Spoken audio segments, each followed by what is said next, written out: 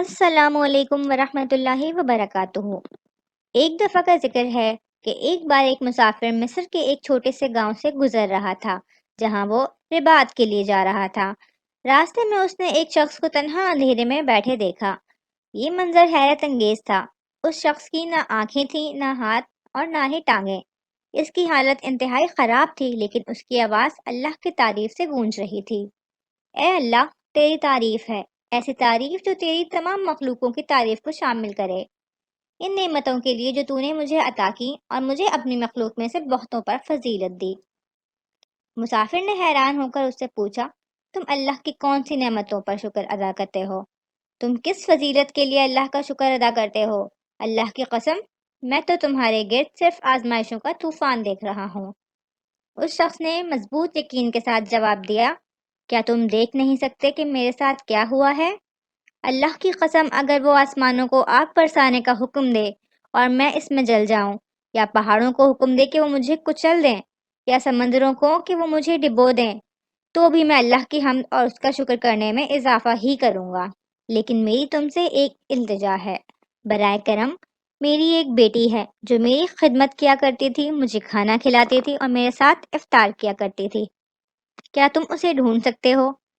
مسافر اس شخص کے ایمان سے متاثر ہوا اور کہا کہ میں اس نیک بندے کی درخواست کو پوری کر کے اللہ کے قرب کا ذریعہ بنوں گا۔ وہ اس کی بیٹی کو تلاش کرنے کے لیے صحرا میں نکل پڑا۔ طویل تلاش کے بعد اس نے ایک دل دہلا دینے والا منظر دیکھا۔ لڑکی کو جنگلی جانوروں نے کھا لیا تھا۔ دل شکستہ ہو کر اس نے دل میں کہا، انا للہ و انا الیہ راجعون۔ ہم سب اللہ کی طرف سے آئے ہیں اور اسی کی طرف ہم کو لوٹ کر جانا ہے۔ میں اس نیک شخص کو یہ اندوہناک خبر کیسے سنا سکتا ہوں؟ مسافر واپس آیا اور اس کے قریب بیٹھ کر نرمی سے سوال کیا کہ کیا آپ اللہ کے نزدیک حضرت ایوب علیہ السلام سے بہتر ہیں؟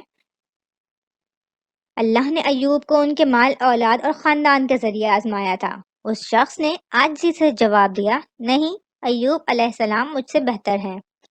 مسافر نے گہری سانس لی اور کہا، پھر جان لو کہ تمہاری بیٹی جسے تم نے مجھے ڈھونڈنے کے لیے بھیجا تھا، وہ اللہ کے پاس واپس چلی گئی ہے، اسے جنگلی جانوروں نے کھا لیا ہے۔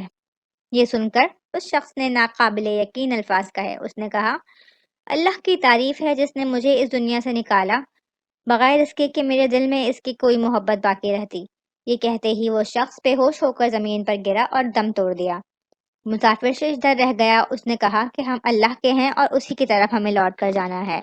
انا للہ و انا الیہ راجعون۔ اس نے دعا کی کہ کوئی مدد مل جائے۔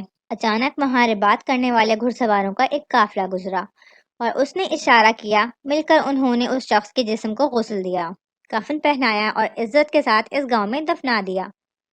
اس رات مسافر اس شخص کے ایمان سے اتنا متاثر تھا کہ گاؤں میں ہی رک گیا۔ جیسے ہی رات کا ایک تہائی حصہ گزرا، اس نے خواب دیکھا۔ خواب میں اس نے اسی شخص کو سرسبز باغ میں کھڑے دیکھا جو دو خوبصورت سبز لباس پہنے ہوئے تھا اور قرآن پاک کی تلاوت کر رہا تھا۔ اس شخص نے مسکرا کر جواب دیا، ہاں، میں وہی ہوں۔ مسافر نے پوچھا کہ تم اس حالت اور صحت مندی میں کیسے پہنچے؟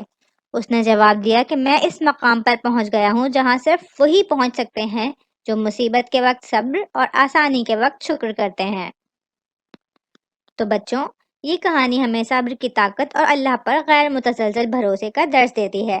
یہ یاد دلاتی ہے کہ ناقابل تصور آزمائشوں کے باوجود اللہ پر یقین رکھنے والا دلی سکون اور دائمی انعام حاصل کر سکتا ہے۔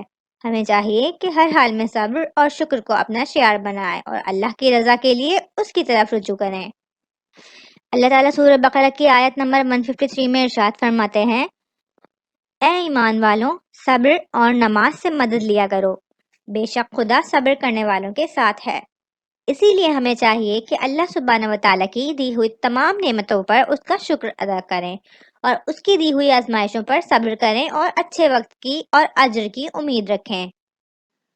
اگر آپ کو یہ سٹوری اچھی لگی ہو اور مزید ایسی سٹوریز دیکھنا چاہتے ہیں تو لائک، شیئر، کامنٹ اور سبسکرائب کرنا نہ بھولیں۔